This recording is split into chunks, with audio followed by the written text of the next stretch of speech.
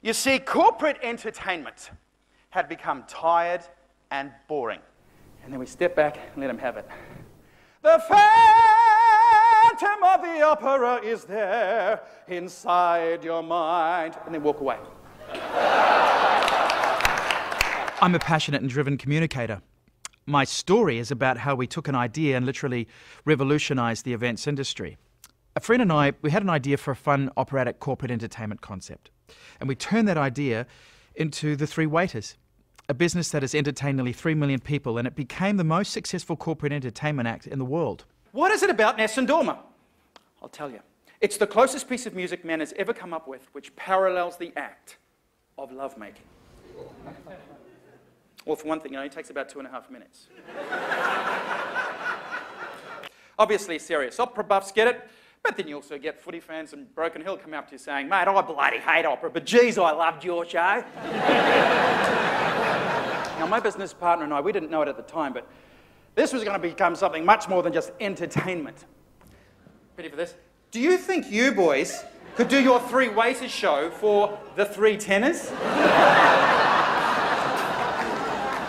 I helped create a show that became #1 in the world. I am, and always will be, tremendously proud of my association with the Three Waiters.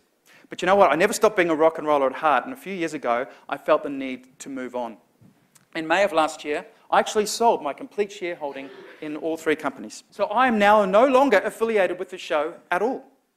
My key message is that being courageous and creating opportunities for yourself is the secret to success. You know, life's not a rehearsal and we only have one chance. So I never wanted to look back on life and say that I wasted my talents. Being entrepreneurial is about being passionate. It's about giving it all and being brave enough to be innovative. Yeah, I learned from this that I'm not afraid of risk, and that without it, you cannot crash any boundaries at all.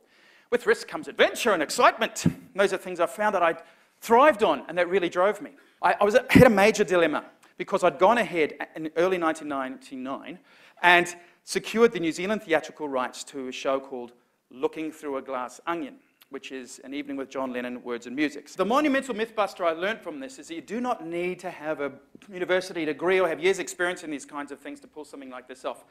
Bollocks, in my opinion. Passion was the petrol. After 15 years as a theatrical producer and a producer of corporate entertainment acts, I've summed up my business ethos into a few major strategies. And once again with the leading men, I've kept it simple. Put it at a price that differentiates it from the rest. But we still get people who go, oh, can you give me a discount? Deadwood. Don't worry about him. You put your price up, you got yourself a whole new market. We took a genre previously considered high art, and we made it appeal to the broadest range of people possible. We set an extremely high standard of quality because we had to. Not easy to cast, but we do. We find them the best of the best quality. Keep on finding ways to making it fun. Give it a twist. And focus. My keynote is a snapshot of my career. It's full of interesting anecdotes and business insights. But the unique point of difference is that in my keynote, I sing 1 or 2 arias. And as far as I know, no one else on the speaking circuit has ever done that. And I do this because it stirs the emotions, and it's a really effective way of engaging with an audience. This is your chance to reach inside and find that inner rock or opera singer that is in each and every one of us.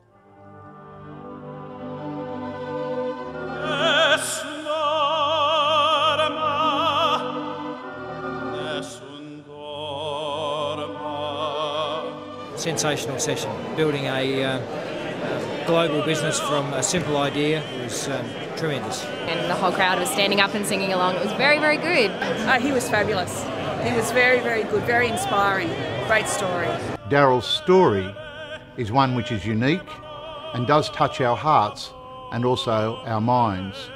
As someone who's responsible for managing large events, and particularly the content of large events, it's very important that we find speakers and presenters who can engage an audience and deliver on the client's communication objectives. In my experience working with Darryl, he's a master at that. What a fantastic presentation and a fantastic story. And there was some analogies, there were some great analogies for us to apply to our own business.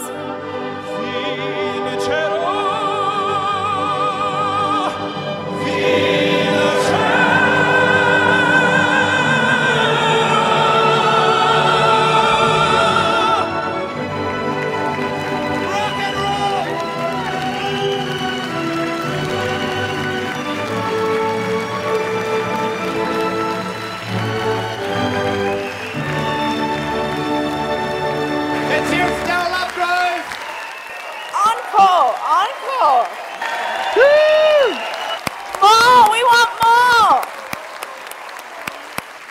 I have a very compelling story to tell, and I love telling it. And by speaking to large audiences, if I can inspire even one person to take their own business ideas seriously, then for me, that's a great day at the office. I just want to say one thing. Have you ever been to a business seminar like that? Was that awesome? That was unbelievable.